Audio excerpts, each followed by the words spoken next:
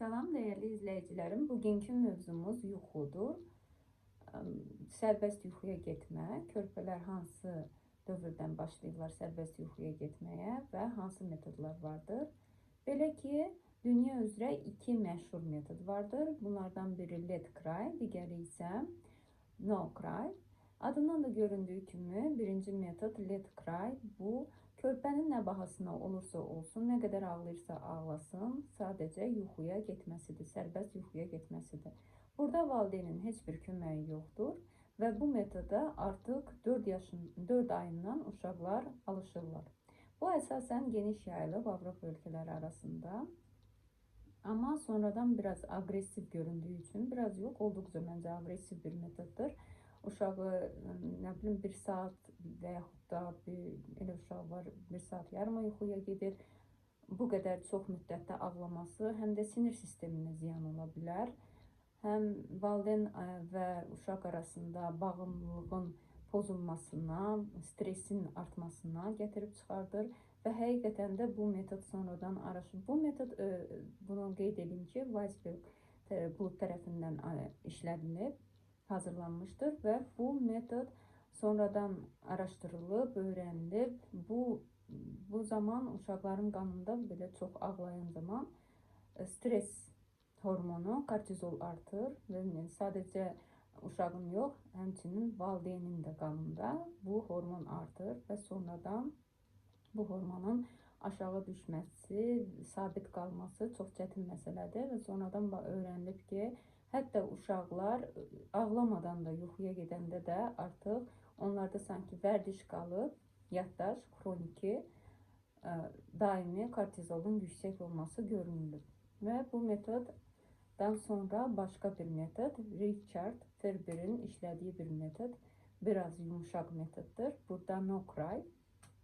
Yəni uşağı ağlamağa yol verilmir uşağın ağlamasına. Valideyn mütəmadi olaraq otağa girir, çıxır, uşağı qucağına almır, sadəcə olaraq sığallayır və qucaqlayır, yenidən çıxır otaqdan, uşaq sakitləşir, yenidən çıxır, sonra yenidən qayıdır. Bu hər 5 dəqiqədən bir, hər 7 dəqiqədən bir belə davam olunur və sonra nəhayət sonuc etibarilə uşaq yuxuya gedir.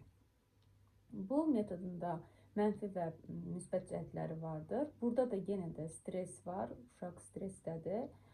Ümumiyyətlə uşağı ağlaya-ağlaya əgər bir şey veririksə, bu sadəcə çarəsizlik veririk. Bu heç də bir şey öyrətmək deyil, sadəcə yatmağı öyrətmək deyil, bu çarəsizlik öyrətməkdir. Uşaq niyə sonradan öyrənir yatmağı? Çünki bilir ki, çarəsizəm, nə qədər ağlayıramsa ağlayayım, onsuz da valideynim gəlməyəcək yanıma. Qoy elə onda özüm yatım. Bu isə sonradan bağımlılıq problemlərinə yol açır, problemləri yaranır. Belə ki, 3 bağımlılıq var. Bunlardan biri güvənli bağımlılıq, yəni sağlam bağımlılıq. İkinci tip qayğılı, qərarlı və üçüncü tip insanlarda qaçama. Bu nə deməkdir? Yəni ki, birinci tipdə sağlam bağlılıq, məsələn, uşağı qoymusunuz otaqda və birdən çıxırsınız otaqdan.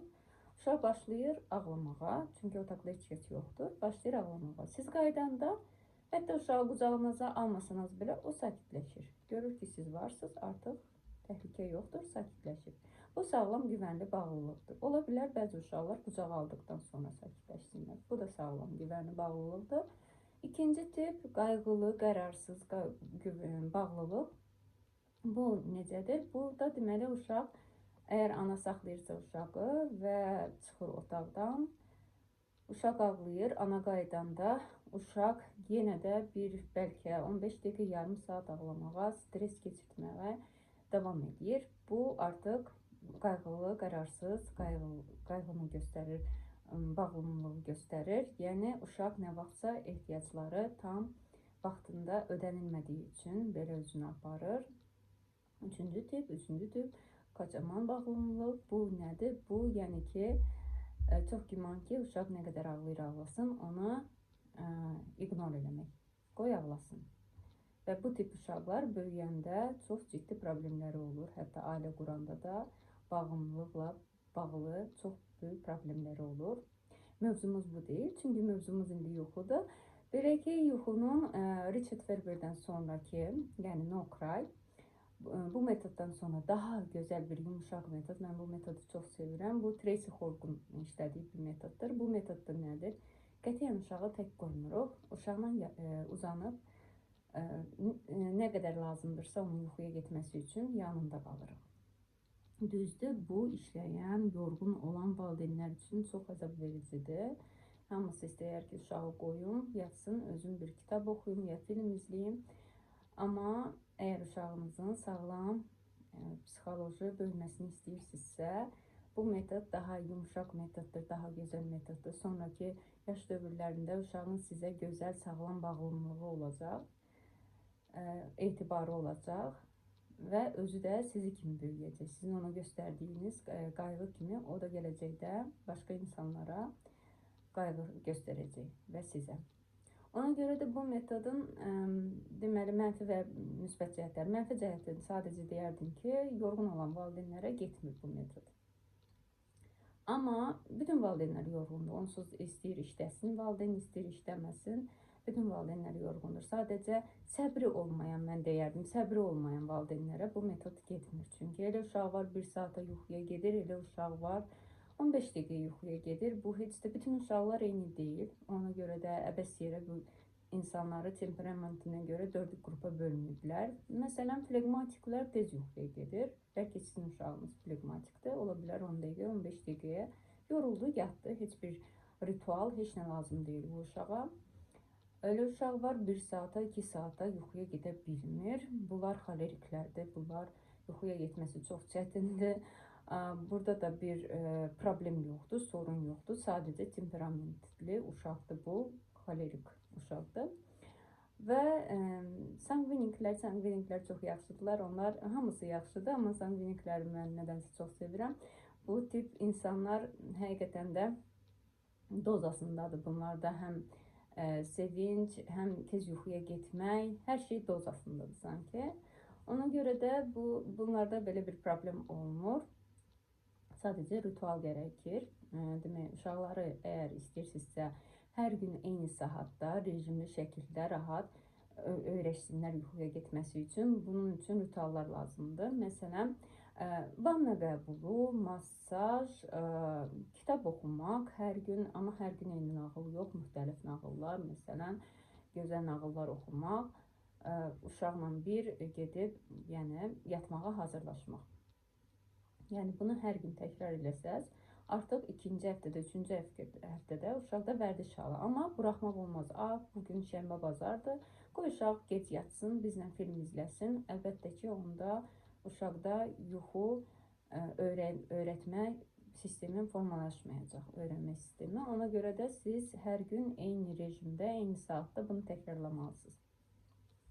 Və ondan sonra uşaqda artıq vərdiş halı yaranacaq. Artıq o sizdə 2 yaşında, artıq 2 yaş yarımında artıq özü gedib yerinə uzanıb yatacaq. Belə, yəni bu yanında uzanmağı yavaş-yavaş azalda bilərsiniz. Hər gün 1 dəqiqə olaraq. Məsələn, bir gün 18 dəqiqə uzanmışsınızsa yanında, uşaq tam yuxuya gedib, sabahsı gün 17, o biri gün 16, belə qısalda bilərsiniz. Bilirəm, çox uzun olacaq. Yəni, Let Cry metodunda, məsələn, uşaqlar 3 günə alışırlar sərbəst yuxuya, amma burada 1 aya da alışa bilərlər. Hətta hərdən uşaqlarda reqres olur. Bu, qrip virusundan sonra və yaxud da hər hansı bir stressdən sonra ola bilər ki, məsələn, dünən 15 dəqiqə yatan uşaq bugün 1 saata yata bilməsin. Bu, nə yediyindən də bağlıdır, necə gün keçirdiyindən də bağlıdır. Yəni, hər gün eyni şəkildə uşaqlar yuxuya getmirlər. Bunu da nəzərə almaq lazımdır. Yəni, ən əsası nədir? Uşaqlara yatmağa hazırlaşan vaxtında ana, yaxud da kim onu yatışdırırsa ata, daxilən sakit olmalıdır. Bu sakitlik 3 yaşa kimi valideynlərin nə keçirdiyi, hansı hisslər keçirdiyi artıq bu sübut olunur. O, uşaqlara ötürülür.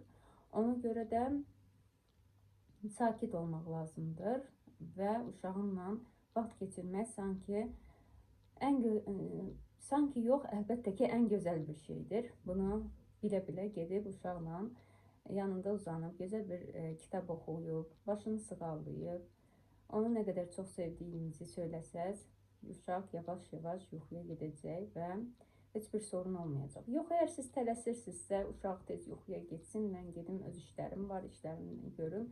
Uşaq onu sizin daxilinizi sanki hiss edir və başlayır özünü, hətta ola bilər qeyri-adi şəkildə bir aparsın, kravatda, çarpayının üzərində turlansın, yatmaqdan imtina eləsin, aqressiyalar göstərsin, bu da ola bilər. Əlbəttə ki, bu 1 yaşdan sonra, 1 yaşa qədər uşaqlar özlərinə elə aparmırlar adətən.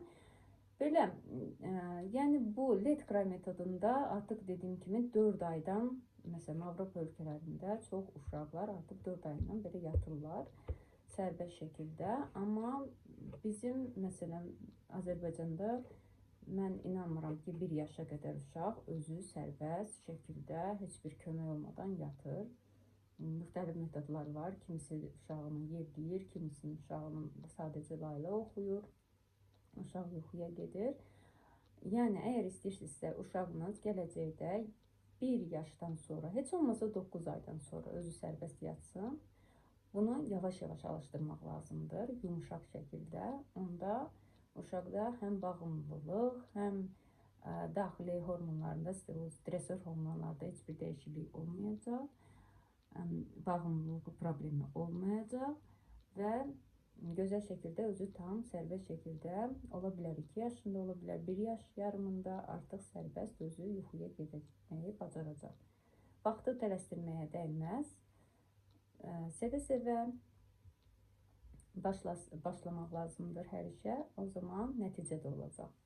Belə əzizlərim, əgər sizə qaranlıq qalan bir suallarınız varsa, aydın olmayan suallar verə bilərsiniz, şərh bölməsində saxlayın və daha hansı mövzular sizə maraqlıdırsa, bu barədə yazın, mən videolar paylaşacağım. Hələlik.